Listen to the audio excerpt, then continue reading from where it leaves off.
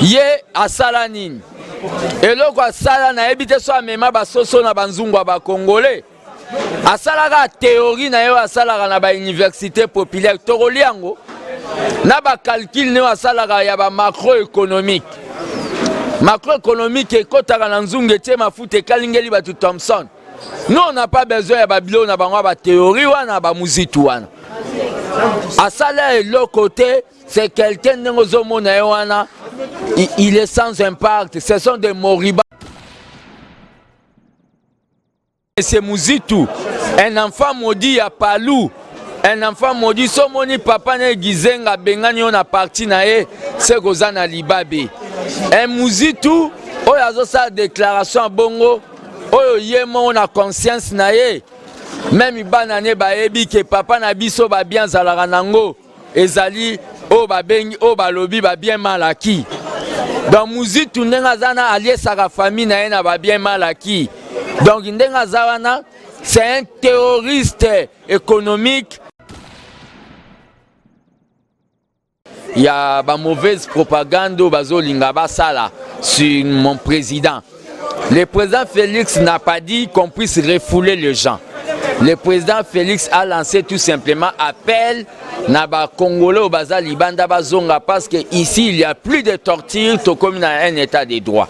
Qu'on ne vienne pas vous dire que le président Lobby va refouler Bino. Non. Les rapatriements, ezao babengaka volontaire, c'est-à-dire Moutou, il fait ça la valise nae, a liquider biloko nae, pour akokako zongamboka nae. Bakimara justice te. Dans un moment au biso Congo, tozoye bisana batu tout comme on va bengi pays d'asile, c'est-à-dire nous pouvons accorder l'asile aux gens qui sont persécutés dans le pays na bango, mais nous ne pouvons pas accorder l'asile aux terroristes.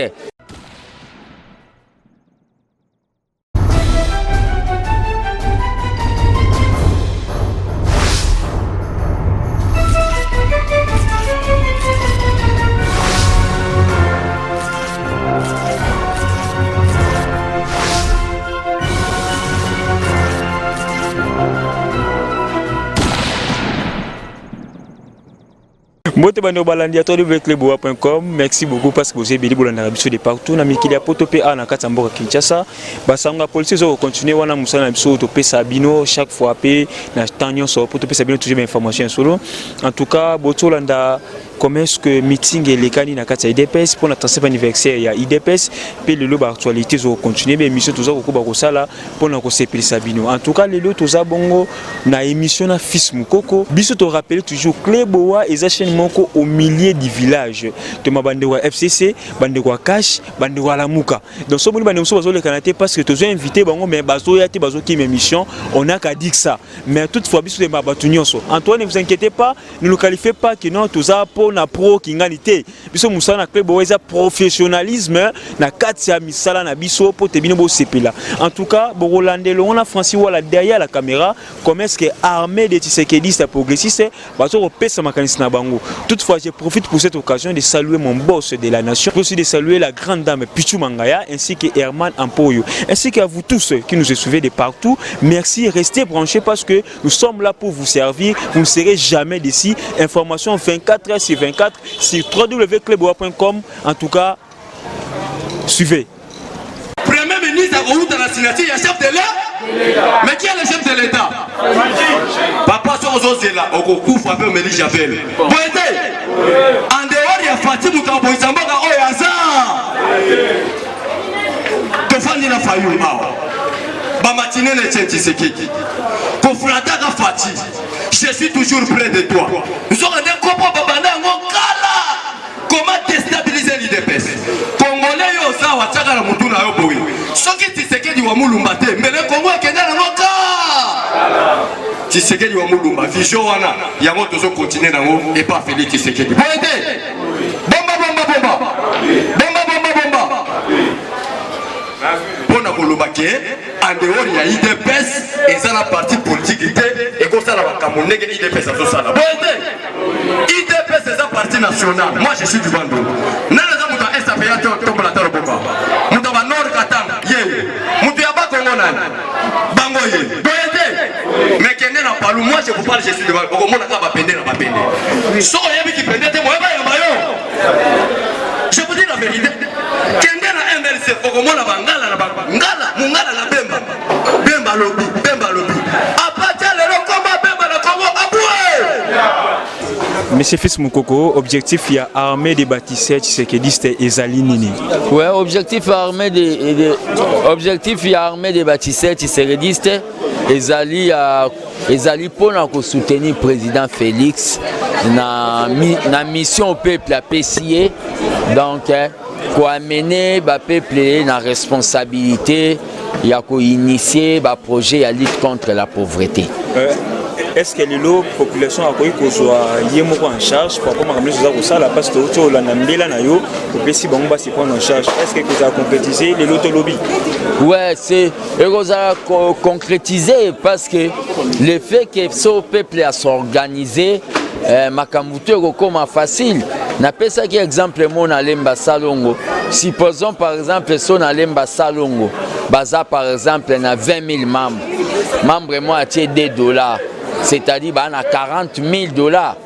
Bah, déjà qu'on sécuriser santé na bango. Donc c'est tout à fait eloko ya amour, ya onde bo moni devise na biso eza démocratie, travail et charité. Ndenge to sala ki la fa passer acte na maman moko oyo mobile na bunga na marche. Combattant moko aza na niveau diaspora combattant Robert atindela ki maman wana $100 oyo armée des bâtisseurs et remeta qui est comme acte à solidarité. Puis sur place combattant na biso Roger oyo aza membre awa yepé abaksa €50.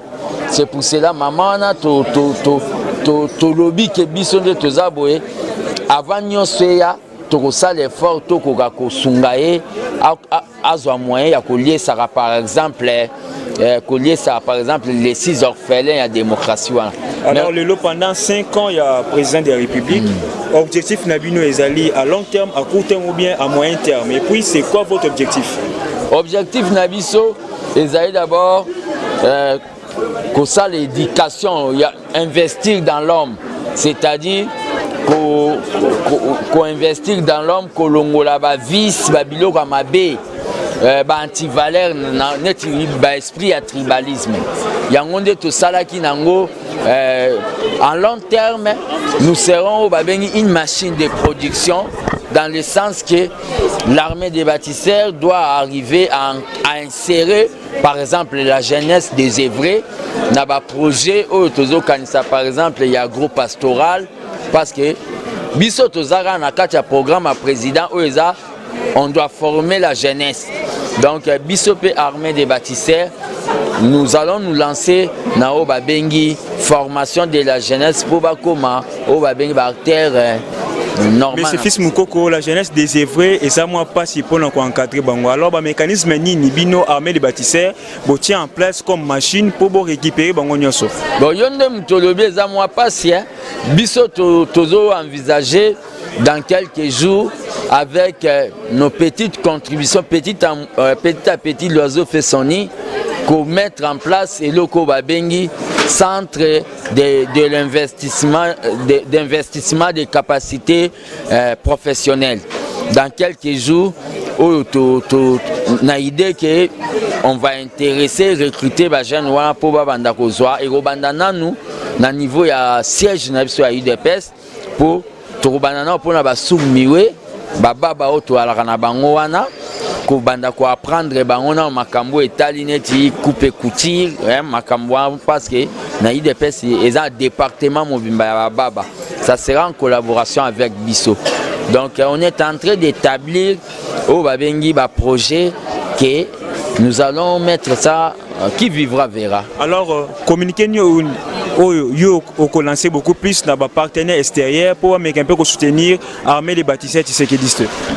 Communiquer ça tout simplement pour signifier nga pays na bino ya résidence na tina etina ko sala cartographie na bino pour banda ko fonctionner na numéro nanga oeza plus 243 85 084 65 55. Mais si c'est le côté il faut lever équivoque. Il y a une mauvaise propagande sur mon président. Le président Félix n'a pas dit qu'on puisse refouler les gens. Le président Félix a lancé tout simplement appel à Congolais au Baza Libanda Bazonga parce qu'ici il n'y a plus de torture comme dans un état de droit. Qu'on ne vienne pas vous dire que le président Lobby va refouler Bino. Non. Les rapatriements, volontaire, c'est-à-dire Moutou, il fait ça la valise nae, à liquider biloko nae, pour à Kokako, Zongamboka nae. Alors, les répartiements, alors par rapport à Bato, Bazan, un problème de la justice, bon, bah, Sengeli Kozonga, Bazan, déjà dans la classe présidentielle ou comment? Le problème qu'il y a, au Bazan, n'a problème de la justice. Au Bazo, le Banalibanda Bazan, ba innocent. Ba Kozonga, ba le Kanakou, Wana. Ba qui m'a la justice, te? Dans un moment où Biso Congo, tout comme un pays d'asile, c'est-à-dire nous pouvons accorder l'asile aux gens qui sont persécutés dans le pays Nabango, mais nous ne pouvons pas accorder l'asile aux terroristes. Le problème est que les Congolais bakoka kozonga na mboka elobite ke lokwa balobi ozonga na mboka babendi oneti na ema non okoki se préparer oye ozongi soki na aussi sa classité aussi si classe ozongi baya ko interpréter que Félix a créé ba makambu non parce que bato ebele ba kominde na o babengi intoxication. Donc nazo lancer appel na ba Congolais nyonso baza na ba projet. C'est-à-dire, contacter Bisso, je n'accepterai pas, même si je suis du parti au pouvoir, de voir un pouvoir où ils ont la commission pour investir. Je suis en train de préparer un cahier de charges où on a déposé par président. Nabamboka a développé et avant l'entreprise bâti que la cahier une année il a offert pour a fonctionné après ko futa ba taxe. Biloko wana, je suis en train de préparer ça. Je vais le déposer chez le président pour attendre en exécution tant que les gardiens du temple de la démocratie. Mais par rapport aux investisseurs, aujourd'hui il y a un groupe de gens qui non, on va créer insécurité pour investir. Mais alors comment est-ce que vous avez lancé appel à investisseurs encore? Bon, mon groupe de gens, là vous voulez citer M. Mouzitou, un enfant maudit à Palou, un enfant maudit, son moni papa ne gizenga bengani on a parti nae, c'est Gozana Libabe. Un Mouzitou, oh yazo sa déclaration à Bongo, oh yemo on a conscience nae, même banane ba ebi que papa na biso ba bien zalaranango, ezali oh ba bengi oh ba lobi ba bien malaki. Dans Mouzitou Ndengazana allié sa famille na ba bien mal acquis. Donc Ndengazana c'est un terroriste économique.